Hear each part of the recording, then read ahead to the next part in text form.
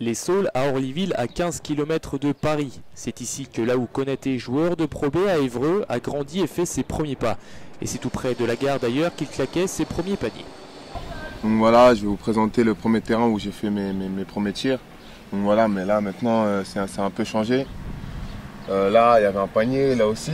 Et ici en fait c'était le rendez-vous que tout le monde s'est donné pour jouer le dimanche après-midi. Et voilà. Mais maintenant ça a beaucoup changé et c'est devenu un peu plus ghetto comme on dit. La cité, mon père m'a dit, dans ce cas-là je ramène tous mes amis. Alors dans une semaine je rentre à Vitry. J'irai finir mes jours là-bas. Direction la cité des Saules que Laou n'a jamais quitté. À 21 ans, c'est toujours avec une pointe de nostalgie que le joueur d'Évreux retrouve son quartier d'enfance. Le premier gymnase que j'ai connu à l'âge de 5 ans. Et bon, voilà mon école primaire et maternelle juste à côté. Et voilà mon bâtiment qui est juste au-dessus. Je faisais 5 pas pour arriver à mon école et 5 pas pour arriver au gymnase. Donc voilà. Avant de découvrir le basket, Laou n'avait pas d'autre choix que de réussir dans les études. Poussé par sa famille, c'était la priorité. Ma mère elle était très stricte sur ça. Elle me disait tant que tu n'as pas ton bac, arrête de croire que le basket ça va durer toute ta vie, tu vois. Donc j'avais un pied quand même un peu dans la réalité. Je me disais quand même voilà, faut que je réussisse dans l'école parce qu'on sait jamais. Comme je t'ai dit tout à l'heure, tout peut s'arrêter super vite, tu vois. Donc j'étais obligé de travailler quand même un minimum. Parti en 2009 pour Hyères-Toulon, puis Évreux 2 années plus tard, il est indispensable pour lui de revenir voir ses proches. J'essaie de revenir souvent par mois, j'essaie de revenir un week-end ou 2. Quand je joue à domicile, j'essaie de revenir le samedi ou le vendredi soir directement après mon match. Mais c'est souvent un week-end par mois. Je kiffe revenir ici. Cette ville, c'est mon kiff, c'est où j'ai grandi, c'est où j'ai fait tous mes premiers trucs. Donc ça fait super plaisir de revenir au Bercail, comme on dit. Et puis même voir toutes les nouvelles têtes, tous les jeunes grandir, tu vois, ça fait super plaisir aussi. Tu vois. Tu fais quoi comme sport? Moi, je fais de la boxe. Ouais, persiste, hein. Lâche pas. Hein. Vas-y, fais comment tu boxes. Montre comment tu boxes. Et ta garde, elle est où ta garde? Comme ça. Elle est pas plus haute normalement? Si. Voilà. Bien. Fini blague et on passe à la suite. Les années filent et mon équipe reste à la biche. On s'écarte pas des bases, demande à ta clique. On prendra pas la sauce sans être fataliste. Fini blague et on passe à la suite. Les années filent et mon équipe reste à la biche. On s'écarte pas des bases, demande à ta clique. On prendra pas la sauce sans être fataliste. Devenu un exemple de réussite aux yeux des jeunes de son quartier, le plus important pour Laou est de ne jamais renoncer à ses rêves. Je pense que c'est la meilleure chose qui peut arriver à un jeune de cité, d'être la fierté de sa famille et de montrer qu'il a réussi. Je pense que c'est tout bénef pour lui, donc voilà, de s'accrocher à ses rêves, à ses ambitions et voilà, de ne pas baisser les bras à la moindre faille et de s'accrocher quoi qu'il arrive. Afin de favoriser les destinées comme celle de Laou, le département a créé le parc des sports du Grand Godet, lieu devenu incontournable pour les amateurs de basket. Laou y retrouve la majorité de ses amis dont Manu Kay, rappeur du groupe Mafia Cafri et aussi coach de basket à Orly. Proche de la famille Konaté, le sport est pour lui un élément clé dans l'intégration sociale. À partir du moment où tu es dans un système professionnel, tu es obligé de suivre une ligne de conduite. C'est-à-dire, donc voilà, que nous, quand on va en studio, on est obligé d'arriver à une certaine heure. Il faut respecter ça parce que les studios, ça coûte des sous. On est obligé d'avoir un créneau pour sortir le disque. Et le basket, pour Laou, c'est pareil, quoi. Il doit se lever à 8 h pour aller au game shoot, pour aller à la muscu.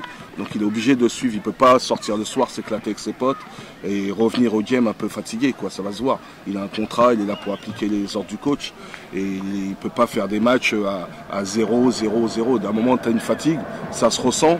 On peut le concevoir, mais faire toute l'année comme ça, donc on est obligé d'être sérieux. Vraiment dire que oui, on a réussi, mais je suis de la banlieue, et avec une bonne image, tout ça, là, c'est super. Au contraire, c'est super. C'est aussi au Parc des Sports que Laou retrouve son premier soutien, son grand frère Tumani, aujourd'hui fier du chemin parcouru. Le soutien, c'est important. Faut pas qu'il prenne le melon et tout, faut tout le temps être derrière. Tout le temps, l'humilité, c'est super important, c'est les valeurs qu'on lui inculque depuis qu'il est tout petit. Bien sûr. Après, ça empêche, justement, quand on investit dans du sport de haut niveau, et on se concentre sur le sport et on évite les mauvaises fréquentations, tout simplement. de rester dehors et tout ça. C'est une grande fierté. Pour Harley, pour la famille, pour tout le monde. Tous ceux qui l'ont suivi, tous ceux qui étaient derrière lui. Et puis voilà. Mon identité, je peux pas essayer. Mais qui peut me stopper? Je viens de loin. Et vu mon teint, je dois faire les choses bien. Mais qui peut me stopper? Renier mon identité, je peux pas essayer. Mais qui peut me juger? Direction Levallois désormais, où nous avons rencontré un autre basketteur professionnel issu de banlieue, Junior Mbida. Prêté à Lille cette saison par son club formateur, le Paris-Levallois, le natif de Colombes dans les Hauts-de-Seine vient régulièrement retrouver ses anciens coéquipiers. À 22 ans, le basket a permis à Junior de mûrir, de changer de vision sur la vie, d'approcher les choses plus sereinement. En somme, le basket a changé sa vie. En fait, ça me donne un certain équilibre dans ma vie, comment tu vois les choses, quand tu rencontres des personnes, comment...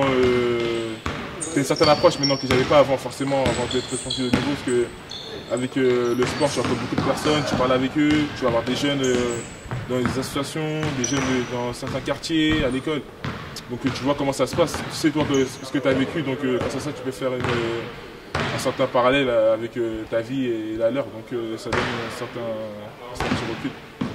Si du haut de ces 2 mètres, Junior paraît serein, cela n'a pas forcément été le cas à ses débuts. Moi en fait j'avais un peu peur de venir ici en fait, parce qu'il avait un coach assez sévère en cadet et tout ça.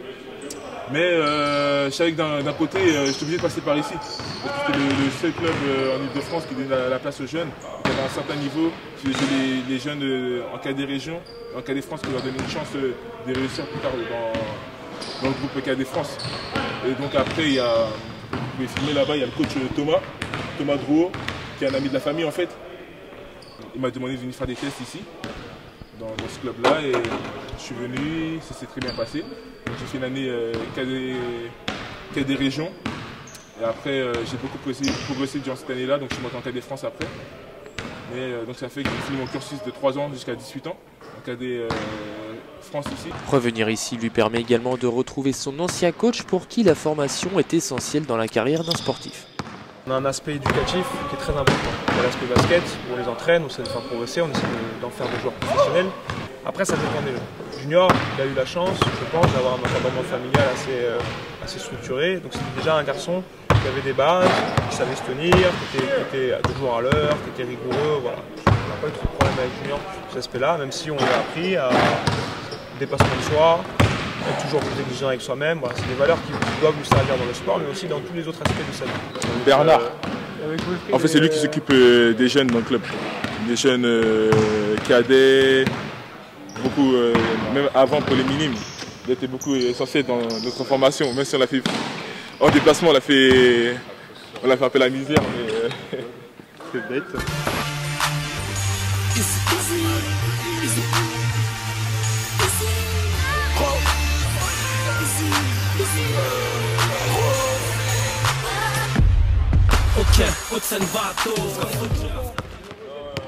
L'occasion de discuter avec Giovanni Onyenge et Louis Laberry, tous 2 joueurs de l'équipe première du Paris-Levallois. Junior garde certainement dans un coin de sa tête l'idée d'évoluer un jour avec eux.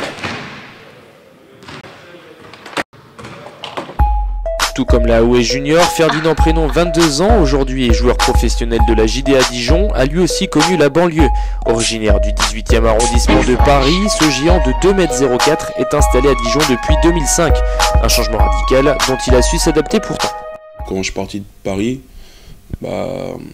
c'était un changement radical parce que bon, Paris tout le monde connaît, c'est grand, t'as toujours un truc à faire, t'as ta famille, t'as tous tes potes, tes gamins, t'as 14 ans, 15 ans. Après c'est une adaptation, c'est pas la même vie, les gens ne sont pas pareils dans chaque région. Donc c'était pas difficile car je le voulais, mais ça m'a fait bizarre de commencer une nouvelle étape de ma vie sans ma famille près de moi. Loin de sa famille, il a tout de même su se rapprocher de personnes à Dijon, un accueil qui lui a permis de se former et de s'intégrer totalement dans sa nouvelle vie dijonnaise. L'avantage que j'ai eu, c'est que je suis arrivé à Dijon, je suis dans une famille d'accueil où il y avait d'autres joueurs du club, donc c'est une famille tout à fait comme les autres, qui ont leur vie, mais qui nous avaient nous en dessous, dans une maison. Donc à ce niveau-là, j'étais très bien accueilli, le club m'a vraiment très bien accueilli ici.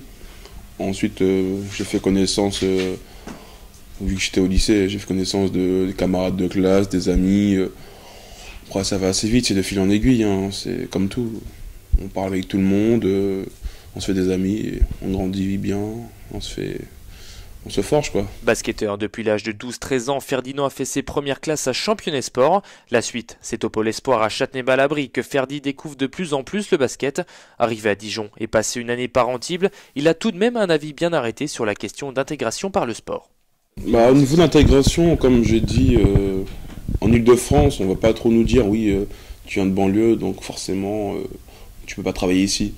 On va dire, on va voir d'où tu viens, on va faire bon, ouais, on va essayer. Tandis que je pense que l'image du banlieusard parisien, c'est plus quand tu vas dans les provinces. Enfin, le basket, c'est pas un moyen de me dire, voilà, montrer un autre visage de la banlieue. C'est juste que ce que je pense, c'est qu'on peut venir de la banlieue, mais être une bonne personne et faire du basket et dire qu'on fait du basket de haut niveau, qu'on vient de la banlieue. Ça, c'est un plus pour montrer que venir de la banlieue, ça ne va pas forcément devenir quelqu'un qui va se battre, quelqu'un qui va mal finir. Après, en dehors de ça, le basket, oui, pour moi, c'est aussi ça a été quelque chose qui m'a permis de changer, de grandir, de prendre de la maturité assez rapidement et sortir du cocon familial.